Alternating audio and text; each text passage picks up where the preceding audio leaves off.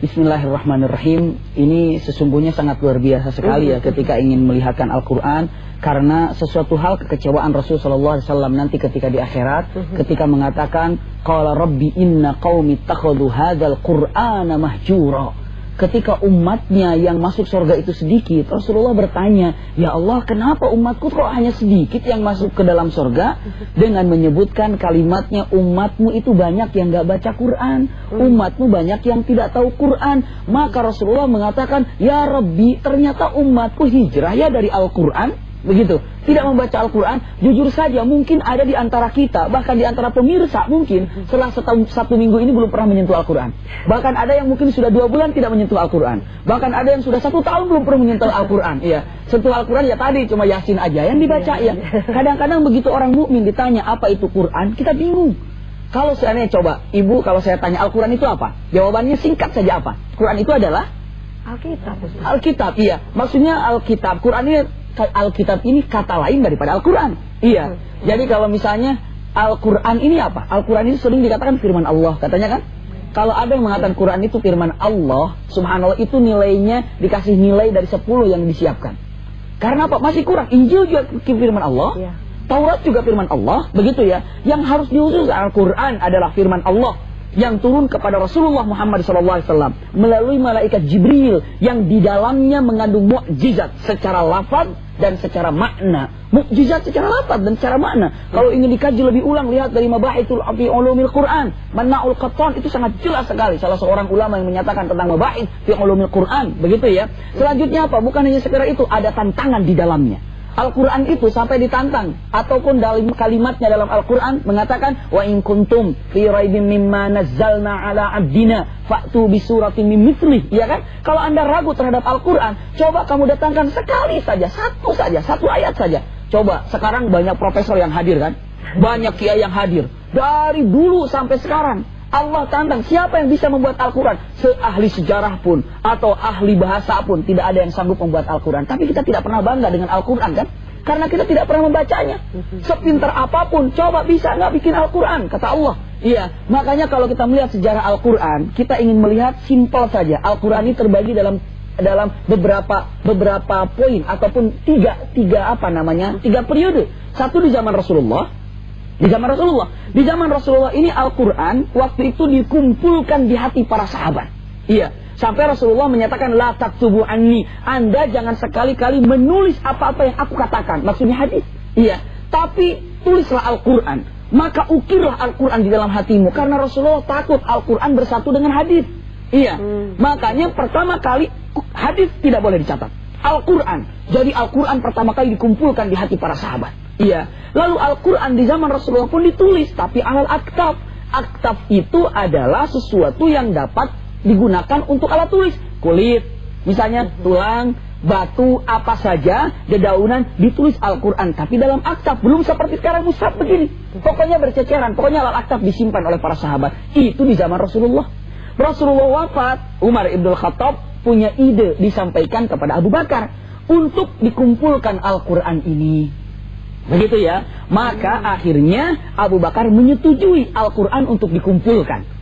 Boleh dikumpulkan. Awal mulanya tidak mau dikumpulkan oleh Abu Bakar. Kenapa? Karena katanya ini tidak dilakukan oleh Rasulullah SAW. Takut sesuatu perbuatan yang bid'ah. Tapi Umar bin Khattab menyatakan, kalau seandainya Al-Quran tidak dikumpulkan, banyak para sahabat yang wafat ketika dalam peperangan. Perang Jisr saja 700 orang wafat, ya kan? Perang Yamamah itu sampai 900 orang wafat, orang mukmin yang hafal Quran. Maka khawatir orang yang hafal Quran ini banyak wafat, Al-Quran hilang, begitu ya.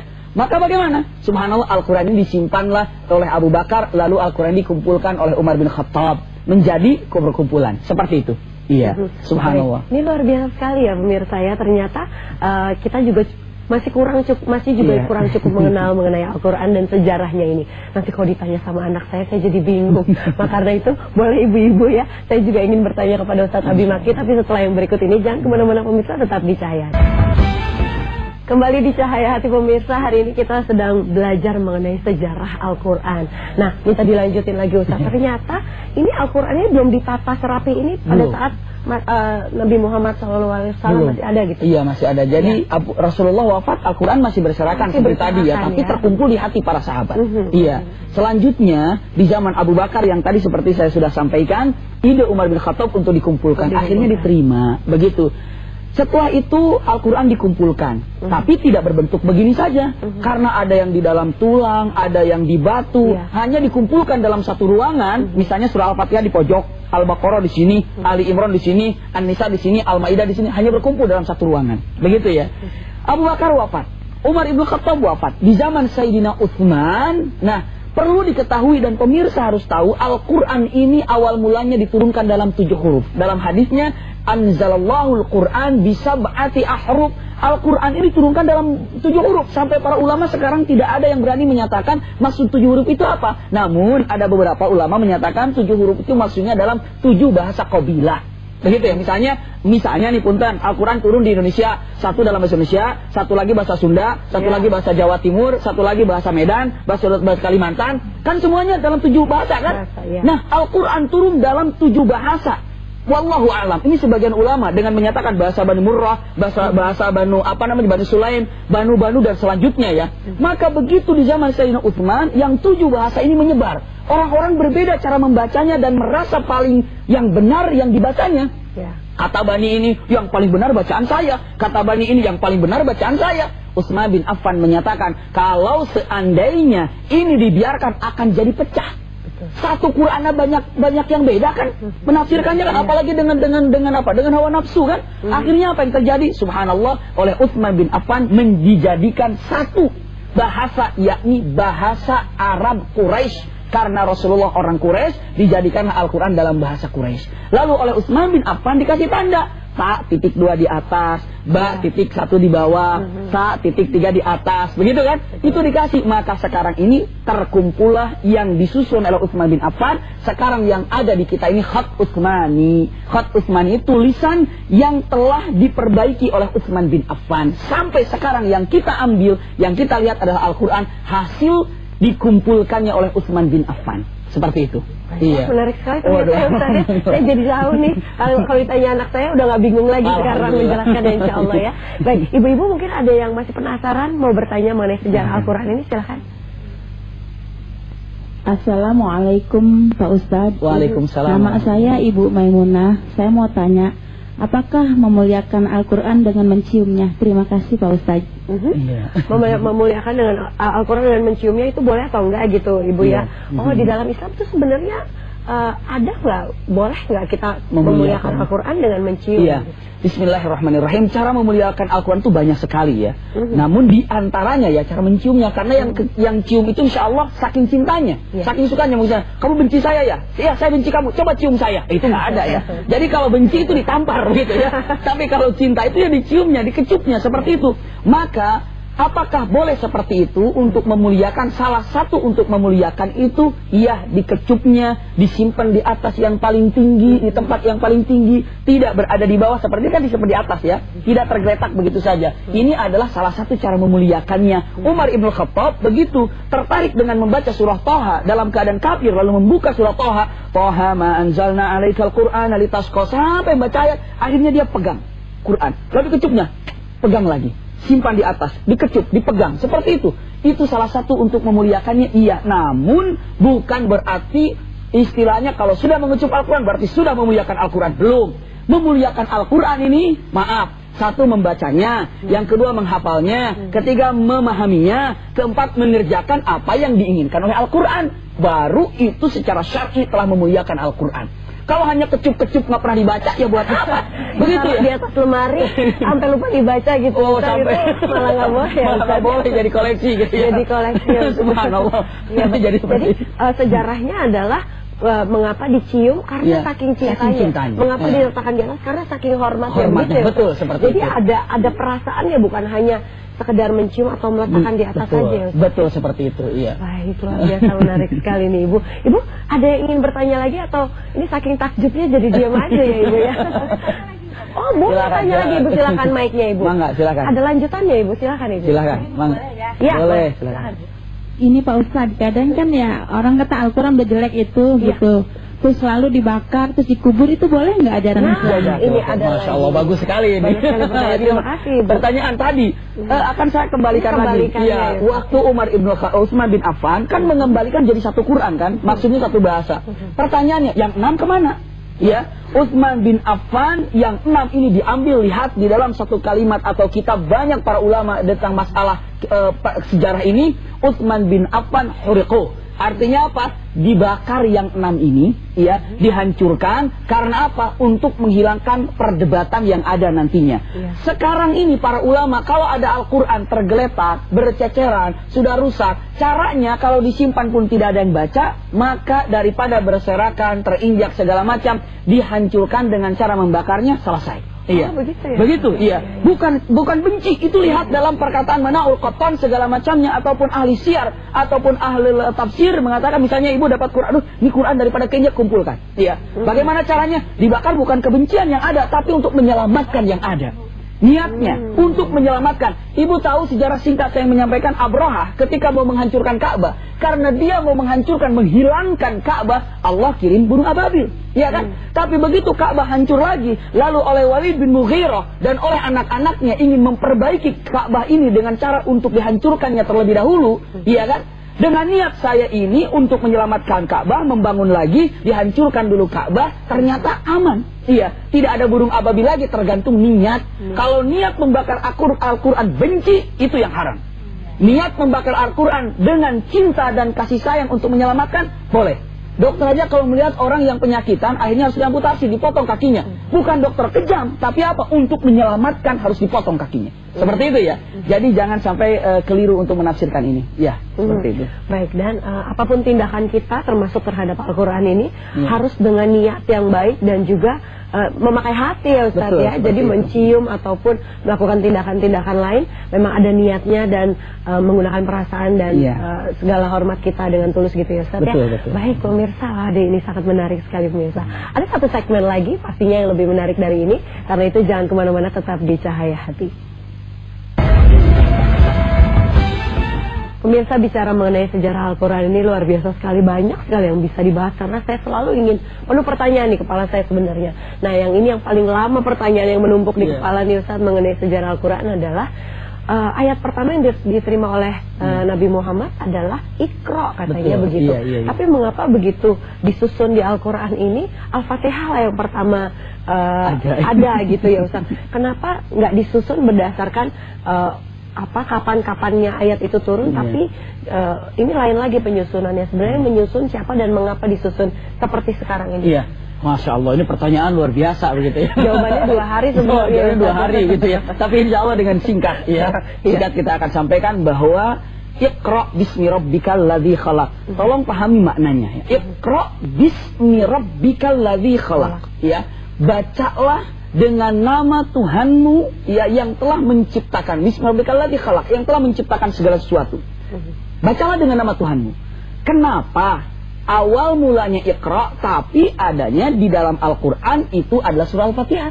Punten surah Al-Fatihah ayat pertamanya apa? Bismillahirrahmanirrahim. Ya kan?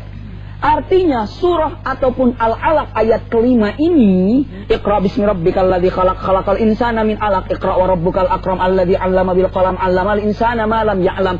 Ini maknanya adalah sama dengan mengatakan bismillah. Kan tadi bacalah dengan nama Tuhanmu, begitu kan? Kita kata bismillah, aku baca dengan nama Allah. Jadi ringkasan surah Al-Alaq nomor 1 sampai 5 ini itu berada di satu firman Allah ayat pertama surah pertama, Bismillahirrahmanirrahim. Jadi kalau kita ungkapkan Iqra bismi rabbikal ladzi khalaq, begitu ya.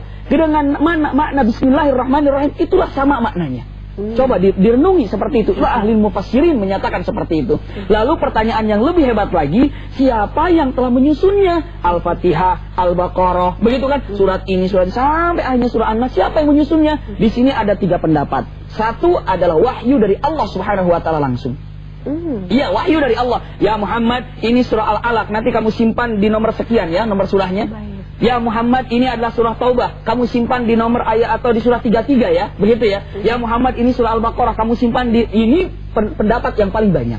Langsung Allah menyampaikan satu ayat ataupun surah berikut susunannya. Iya, itu yang pertama. Yang kedua, hasil Rasulullah sendiri yang menyimpannya. Jadi Rasulullah, ini disimpan di sini, ini hasil Rasulullah, begitu ya. Dan yang ketiga ada yang menyatakan, ya tadi hasil Umar ibn Khattab ataupun para sahabat yang menentukannya. Kita sekarang bagi orang-orang beriman tidak perlu untuk meributkan ini siapa yang menyusunnya, Allah, Rasulullah, apa sahabat. Yang jelas ada satu kalimat di dalam Al-Quran, Inna nahnu nazzalna dzikra wa inna lahu lahafidun. Kami yang menurunkan Al-Quran, kata Allah, maka kami akan menjaganya. Berarti Al-Quran dijaga oleh Allah Subhanahu wa Ta'ala. Siapapun yang menyusun, siapapun yang telah menyimpannya, tetap Allah yang telah menjaganya. Begitu ya. Mau Allah yang menentukan surahnya, mau Rasulullah yang menentukan tahapannya, mau para sahabat yang menentukan tahapannya, tetap adalah Allah yang menjaga Al-Quran ini. Itu yang harus diyakini oleh kita. Jadi tidak perlu dengan menyebutkan kalimatnya meributkan siapa yang menetapkan ini segala macam. Tapi yang jelas ada 3 pendapat dan semuanya benar, iya. Namun yang jelas, sangat jelas Al-Quran diturunkan oleh Allah dan Allah yang menjaganya. Dari awal sampai akhir Allah jaga. Tidak ada perubahan. Iya. Makanya Al-Quran dijaga oleh Allah sampai saat ini. Ada yang berubah nggak Al-Quran?